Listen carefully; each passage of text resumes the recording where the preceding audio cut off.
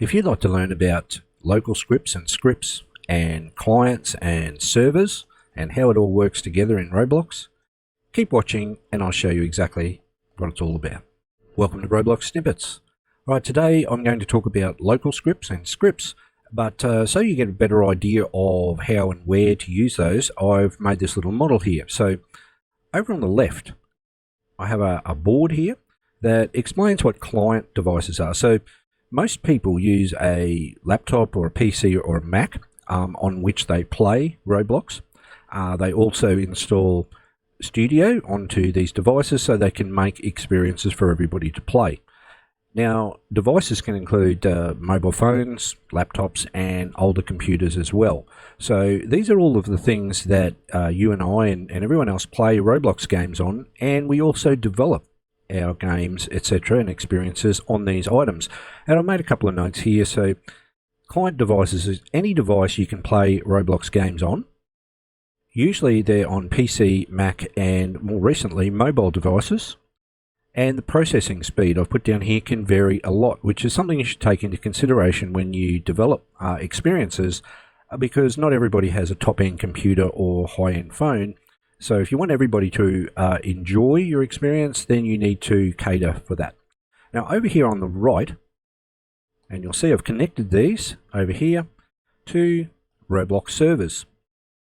Now Roblox servers, these boxes over here, are like powerful computers that just work inside of a box. They don't usually have a monitor or anything like that, but they run programs. And it says here, a server is a computer system that serves other computers. So it delivers your experience out to any players, etc., or people that want to participate or enjoy your experience on their client devices.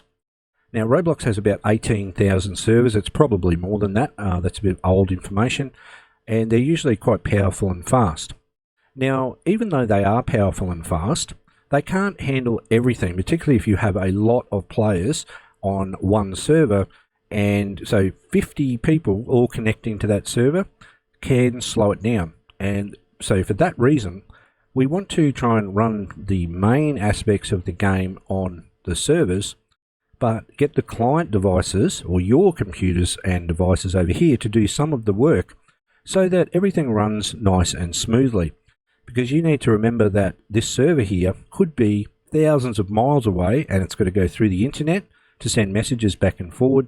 And if you try to do everything on the server, then you'll probably find that things will go out of sync. Animations stop working properly, and if you were to fire a gun, for example, there might be a delay between when you fire and the sound, and those sort of laggy sort of problems.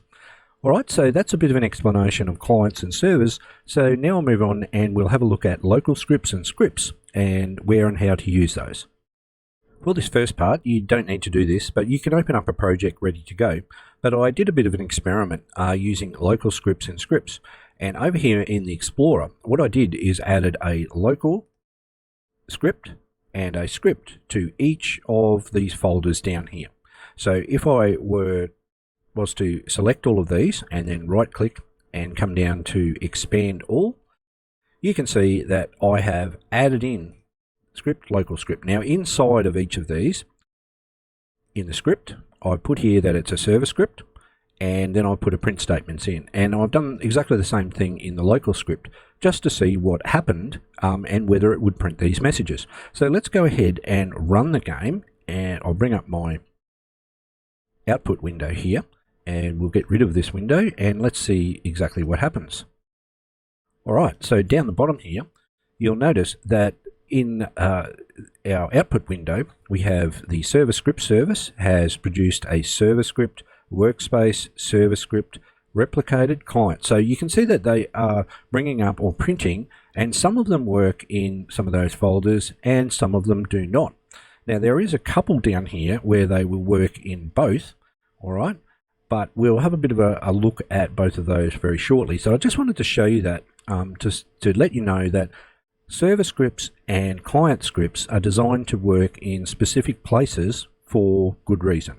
Okay, so I'll stop that there, and I'll pause the video and I'll get rid of all of the ones that are not relevant. Okay, so what I've done is gone through all of these folders and I've deleted any scripts or local scripts that did not produce a message in any of these folders. Now, some of them are left. Now, the other thing that is very important to realize is that some of these change names once the game is running. And those two things are the starter GUI and our starter pack. Now, if you didn't know these things or you're a complete beginner, starter GUI ends up becoming the player GUI, and the starter pack down here ends up becoming backpack.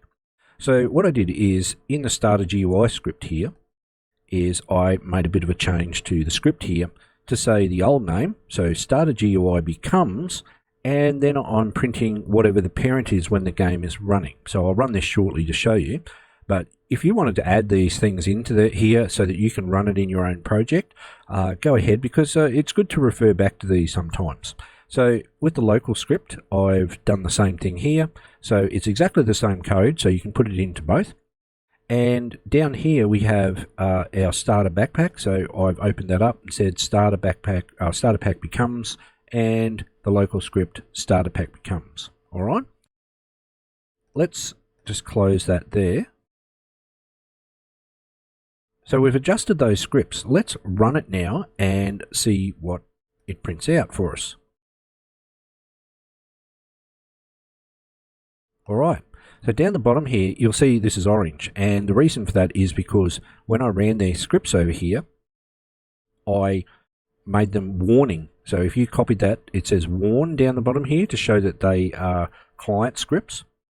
All right, and the scripts I've left in the server running just as the normal color. So I can stop that and we can still look at what we're looking at here. So you'll see that the workspace is a server script, and obviously server script service is definitely a server script. Replicated first client, okay, scripts run, and player scripts, all right, is a client script. So if you look down here, over here, and we have starter player over here, starter player scripts. All right, so that one also, all right, becomes player scripts. So if we look in here, all right, player scripts and the script type, all right, as a local script. So you'll see that these run in these specific things. So it's a good idea to become familiar with how or these things change, because when you write your code, you want to refer to the backpack or to the player GUI. And if you type in starter GUI or starter pack, nothing's going to happen. It's going to throw an error and it won't work. All right. Now, there are a couple here. So if you look at starter character scripts, it'll run a server script, and starter character scripts will also run a client script. All right. Now, if this is confusing, don't worry about it too much. Just be aware of where you can and cannot put or should use these scripts or local scripts.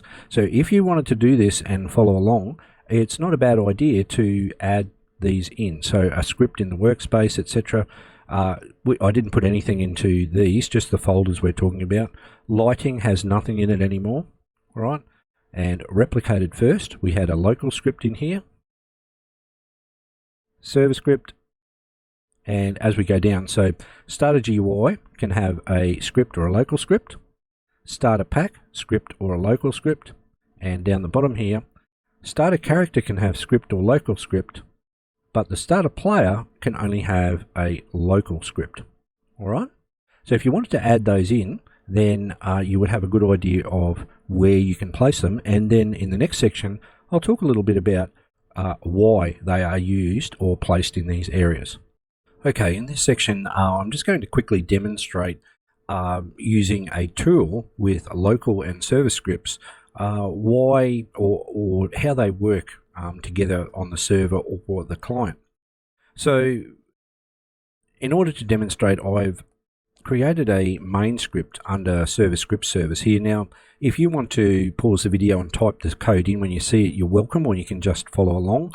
I won't talk through everything in the script, but basically when a player joins the game, I create a leader stats folder, and I've created a player gems variable in here that we're going to use to increase and show it on the screen. So if you wanted to pause the video and type that in, just add a script into server script service and add this code in here. Now, to work with this script, if we scroll down over here to our starter pack, and if you remember, this changes to be backpack, all right, in the player. I've added a tool, or I've created a very simple tool, and it has a handle inside of it. It doesn't really matter what it looks like or does. However, it just has a server script and a client script inside of the tool part itself. So to demonstrate this, I'm going to firstly disable the client. We're just going to look at the server script and how it interacts with the server to make changes to our variables over here. All right. So if I open this up, this is the script. So this is a server script, remember, inside of the tool. And I've added this code in, which once again, you can pause the video and type this in as you see it. But basically what it does is gets the player, accesses their leader stats folder and the variable we created, gems, and then the tool part down here, we've created two functions. One will execute code when the tool is equipped, and one will execute code when it is put away. And that's how you do it down the bottom with these events. Tool.equipped will run this function, tool.unequipped runs this. And if you look at it carefully, it prints out this here showing that it's a server up here, all right, and the tool, or where it is, okay? So let's run that so that I can demonstrate sort of where everything is happening. Now, I'll bring up my output window here and we'll play the game.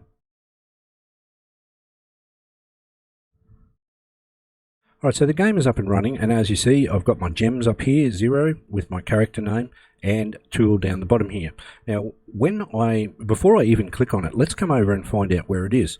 So over in Explorer, open up Players, and you should see your character name, or if you're following along or doing it on yours, but you'll see mine. Underneath, we have our leader stats folder, and then we have our backpack. And in our backpack, here is the tool sitting here ready to run. Now, when I left click on this, you'll notice the tool disappears out of the backpack. All right, and I'll just get rid of this.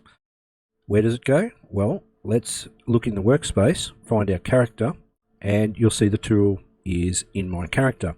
And if I put the tool away, it now goes back to being in the backpack. All right, now you'll notice that it is saying that all of this is happening on the server. All right, so I'm getting gems up here, and it is updating on the server. Now, if you want to see that, if we come up to view up the top here, home, let's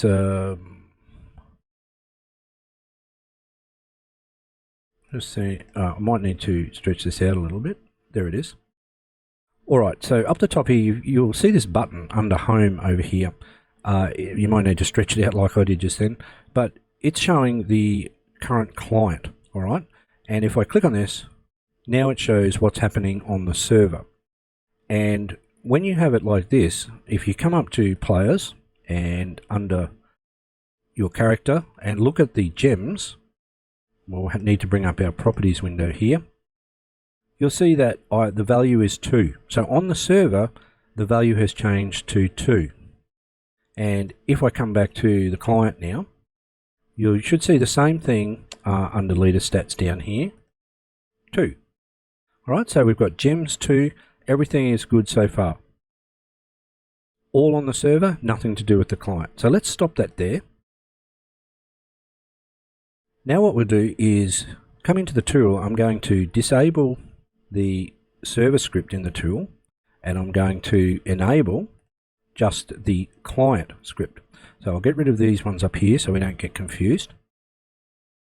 Open this up, and now this script is almost identical to the other one, except, and you could copy and paste it across if you want, but I would advise to type it in because there's a couple of changes. So firstly, it's a client. How we access the player is different. It's only happening on the client machine or your machine, and I've added some comments in here. So we are indeed accessing the player's variables, but only on the client machine. And we're accessing their gems only on the client. And you'll see down here I've written only changing on the client. So only on your machine. So what does that mean? Well, let's run the game. So once again, I'll bring up my output window and we'll clear this. And now let's run the game.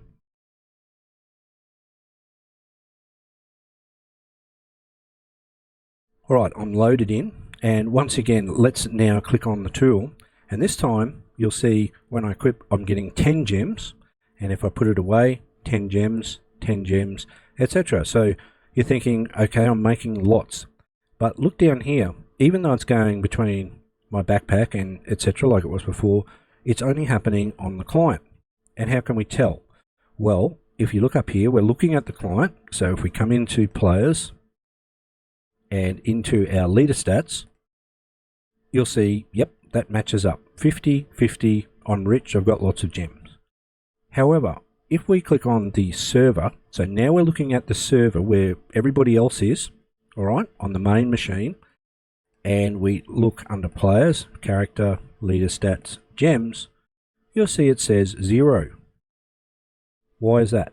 Well, the reason is that clients, okay, your machine and servers, which are Roblox machines where the game runs, they have a barrier up, which more or less stops people who want to cheat from changing things within the game unless you let them do it. So when you use a local script like this on a client, remember, on your machine, you need to use a thing called a remote event or function to pass a message through to the server and then let the server make the changes. So if I stop that there, people with their own clients or their own machines could interfere or add code into this local script here to do all sorts of crazy things, like delete the base plate or even the whole game if they wanted to. But if it's only in a local script, it's only happening on their computer. All right. So basically, anything that a player or a user of your experience is doing that involves using their keyboard or their mouse or any input at all needs to happen in a local script first and then pass that through to a server script to make changes if that is something that you want to happen, like changing this variable. Now, I'm not going to talk about remote functions and events in here because that's in another video and you can look that up and it'll go into more detail about how and when to use that. The point of this video was to show you where and what local scripts do and server scripts. So in our tool here we have our server script, which will change in the game and on the client, and we have our tool client here, which will only change on the client unless we pass information through. And that is basically how all local scripts will work. So in here, for example, if we look at starter player are only local because player, it contains like user IDs and things like that. And you don't want unknown players messing around with things in your game if you don't want that to happen. Therefore, when they're accessing player things like variables, etc., then you want to have checks in place by using a local script and then passing information through to the server. Characters, however, in the workspace, there may be things that you want everybody to see. So if, for example, a character was to run onto a part and change their clothes, then you want the character to see that, but also everyone on the server to see it at the same time. If you did it with just a local script, the player would change their clothes, but no one would see it on the server, only the player would see it. So in that case, things that you only want local players to see might be, for example, if they had a key to a door and they were to run up to the door and make the door disappear, then only the player with the key locally can open the door, but everyone else on the server would still see a locked door. So I hope that makes sense. There are lots of examples that I could give, but I don't want to make the video drag on too much. I really just wanted to highlight the fact that if you want, whenever you're using local scripts, you can use them in these areas only. So start a player, start a character, right? Start a pack in tools or within the folder itself. Remember, this becomes the backpack. And under starter GUI, you can have a server or local script. And then we come up to server script, which is only server scripts. All right. Replicated first is only local, and server, all right, scripts in the workspace. So where you see these local scripts, that is only going to happen on the client computer or your computer, and no one else will see that unless you use remote events or functions to pass it through to a server script. If you use a server script here, it will happen for the player and everyone else on the server as well. All right, so hopefully that makes sense. It is a little bit hard to explain, but I hope the example that I gave you is enough here. And if not, please leave comments and I will try to do a better job and come up with more examples if you have any questions. So I hope you enjoyed that, and I look forward to seeing you in future videos. If you found this video useful, subscribe now. For more information about my online courses, go to mrbrendanross.com.